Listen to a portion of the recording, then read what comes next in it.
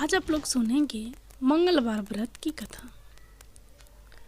एक समय की बात है। एक ब्राह्मण दंपति की कोई संतान नहीं थी, जिस कारण वह बेहद दुखी थे। एक समय ब्राह्मण वन में हनुमान जी की पूजा के लिए गया। वहाँ उसने पूजा के साथ महावीर जी से एक पुत्र की कामना की। घर पर उसकी स्त्री भी पुत्र की प्राप्ति के लिए मंगलवार का व्रत करती थी। वह मंगलवार के दिन व्रत के अंत में हनुमान जी को भोग लगाकर ही भोजन करती थी। एक बार व्रत के दिन ब्राह्मणी न भोजन बना पाई और न ही हनुमान जी को भोग लगा सकी। उसने प्रण किया कि वह अगले मंगलवार को हनुमान जी को भोग लगाकर ही भोजन करेगी। वह भूखी प्यासी 6 दिन तक पड़ी रही। मंगलवार के दिन वह बेहोश हो गई। हनुमान जी उसकी निष्ठा और लगन को देखकर प्रसन्न हुए। उन्होंने आशीर्वाद दिया। आशीर्वाद स्वरूप ब्राह्मणी को एक पुत्र दिया और कहा कि यह तुम्हारी बहुत सेवा करेगा। बालक को पाकर ब्राह्मणी अति प्रसन्न हुई। उसने बालक का नाम मंगल रखा। कुछ समय उपरांत जब ब्राह्मण घर आया तो बालक को देख पूछा कि वह कौन है। पत्नी बोली कि मंगलवार व्रत से प्रसन्न होकर हनुमान जी ने उसे यह बालक दिया है। ब्राह्मण को अपनी पत्नी की बात पर विश्वास नहीं हुआ। एक दिन मौका देख ब्राह्मण ने बालक को कुएं में गिरा दिया। घर पर लौटने पर ब्राह्मणी ने पूछा कि मंगल कहाँ है। तभी पीछे से मंगल मुस्कुरा कर आ गया। उसे वापस देखकर ब्राह्मण आश्चर्यचकित रह गया। रात को हनुमान जी ने उसे सपने में दर्शन दिए और बताया कि यह पुत्र उसे उन्होंने ही दिया है। ब्राह्मण सत्य जानकर बहुत खुश हुआ। इसके बाद ब्राह्मण दंपति प्रत्येक मंगलवार को व्रत रखने लगे। जो मनुष्य मंगलवार व्रत कथा को पढ़ता या सुनता है और नियम से व्रत रखता है, उसे हनुमान जी की कृपा से सब कष्ट दूर होकर सर्व सुख प्राप्त होता है और हनुमान जी की दया के पात्र बनते हैं। हनुमान जी की जय।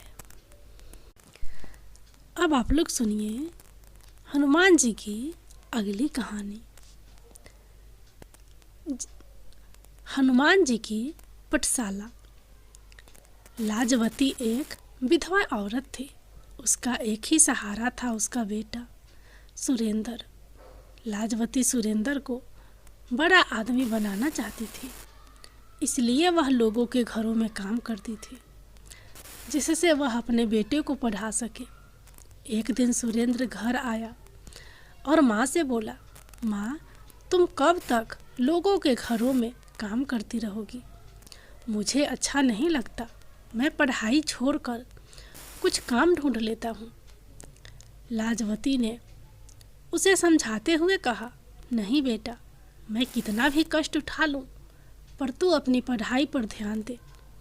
भगवान ने चाहा तो तेरी अच्छी सी नौकरी लग जाएगी। मैं उसी दिन का इंतजार कर रही हूँ। सुरेंद्र हनुमान जी का भक्त था। वह दिन रात हनुमान जी की पूजा करता रहता था। एक दिन वह हनुमान जी के मंदिर में गया और बोला, बाबा, माँ तो कुछ सुनती नहीं है। आप ही बताओ मैं क्या करूँ? आप ही उन्हें समझाओ। वह बजरंगबली के सामने बैठकर बातें करता रहा।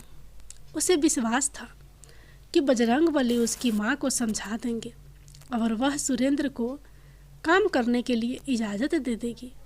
इसी तरह समय बीत रहा था। कुछ दिनों बाद सुरेंद्र की पढ़ाई पूरी हो गई। उसके बाद सुरेंद्र नौकरी ढूंढने लगा। वह सुबह उठकर हनुमान जी के मंदिर जाता। उसके बाद नौकरी की तलाश में निकल जाता।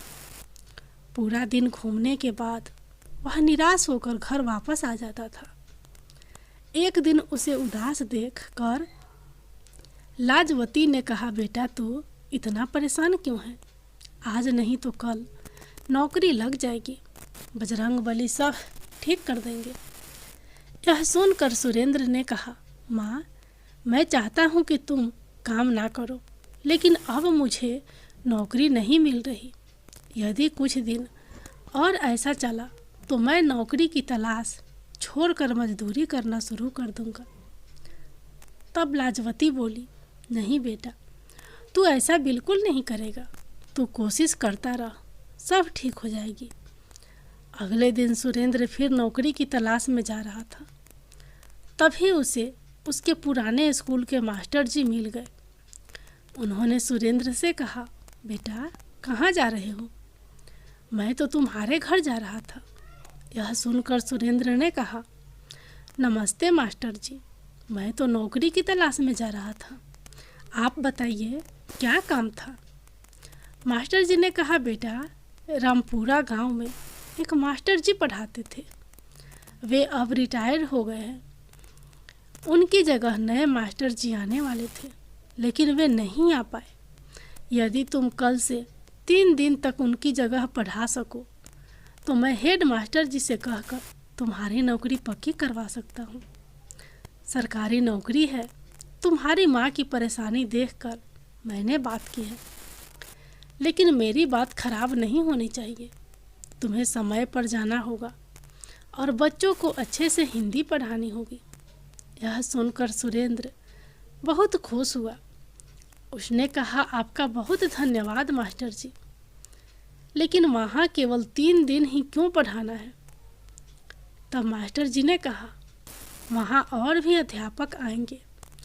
जो भी 3 दिन अच्छे से पढ़ा लेगा उसकी नौकरी पक्की हो जाएगी। सुरेंद्र ने मास्टर जी को धन्यवाद दिया और घर आकर यह खबर माँ को सुनाई। लाजवती उसकी बात सुनकर बहुत खुश हुई। सुरेंद्र ने बजरंग बली के सामने बैठकर प्रार्थना की, हे बाबा, मुझे यह नौकरी दिलवा दीजिए। मैं जीवन भर आपकी सेवा करता रहूँगा। यह कहकर वह बजरंग बली का ध्यान करके बैठ गया और उनका गुणगान करने लगा। अगले दिन स्कूल में हेड मास्टर जी के एक सुंदर नौजवान खड़ा था।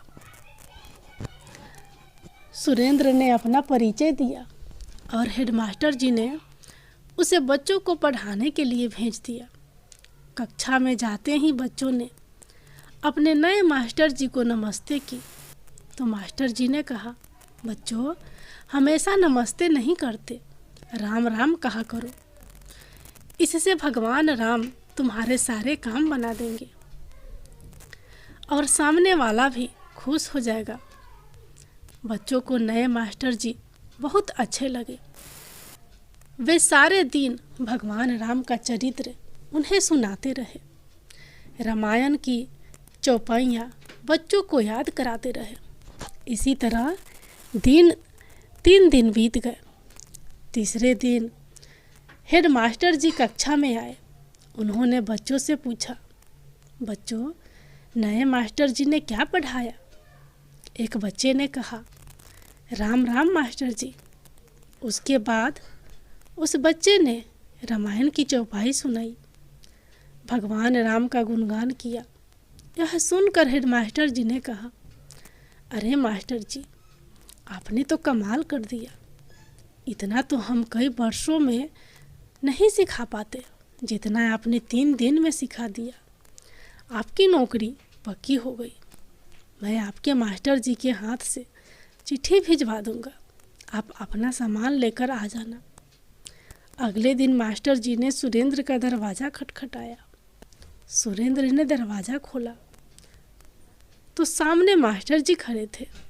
सुरेंद्र उन्हें लेकर घर के अंदर आया। सुरेंद्र ने मास्टर जी से कहा, मास्टर जी, मैं माफ़ी चाहता हूँ। माँ बहुत बीमार थी, इसलिए इन्हें इस हाल में छोड़कर मैं नौकरी के लिए नहीं जा सका। यह सुनकर मास्टर जी चौंक गए। यह तुम क्या कह रहे हो? उस स्कूल के हेड मास्टर ने मुझे यह चिट्ठी दी है और तुम्हारी नौकरी पक्की हो गई। उन्होंने कहा कि तुम्हारे भेजे हुए मास्टर जी ने तो बच्चों को इतना अच्छा पढ़ाया जो आज तक कोई नहीं पढ़ा सका। तब सुरेंद्र ने कहा, लेकिन मैं तो वहाँ गया ही नहीं, मैं तो यहीं घर पर ही था। मास्टर जी ने कहा, लेकिन वे तो कह रहे थे कि तुमने बच्चों को राम नाम की दीक्षा दी है। एक एक बच्चे को रामायण की चौपैया पढ़ा दी जो वे कभी नहीं भूल पाएंगे। जब तुम नहीं गए तो वहाँ पढ़ाने कौन गया था? तुम्हारी नौकरी तो पक्की हो गई। यह सुनकर सुरेंद्र रोने लगा। उसने कहा, मेरे बजरंग बली मेरी जगह पढ़ाने पहुँच गए। यह काम केवल वहीं कर सकते हैं। राम राम की दीक्षा वहीं दे सकते हैं। हनुमान जी स्वयं मेरे लिए कष्ट उठाने पहुँच गए। यह कहकर वह हनुमान जी के सामने रोने लगा। तब लाजवती ने कहा, बेटा, हनुमान जी ने तेरी सारी परेशानी समाप्त कर दी। मास्टर जी भी उसकी बात सुनकर दंग रह गए। उन्होंने कहा, बेटा, तुझ पर बजरंग बली की बहुत कृपा है। वे तेरी सारी परेशानी देखकर दौड़े दौड़े चले आए। अब तो उनका नाम ले और कल से नौकरी शुरू कर। अगले दिन सुरेंद्र सुबह मंदिर गया और हनुमान जी के सामने बैठकर ध्यान करने लगा। उसके बाद वह विद्यालय गया और वहाँ अच्छे से बच्चों को पढ़ाने लगा। सुरेंद्र और लाजवती बहुत खुशी से रहने लगे। सुरेंद्र विद्यालय से आने के बाद सारा समय बजरंग बली का गुणगान करता रहता था।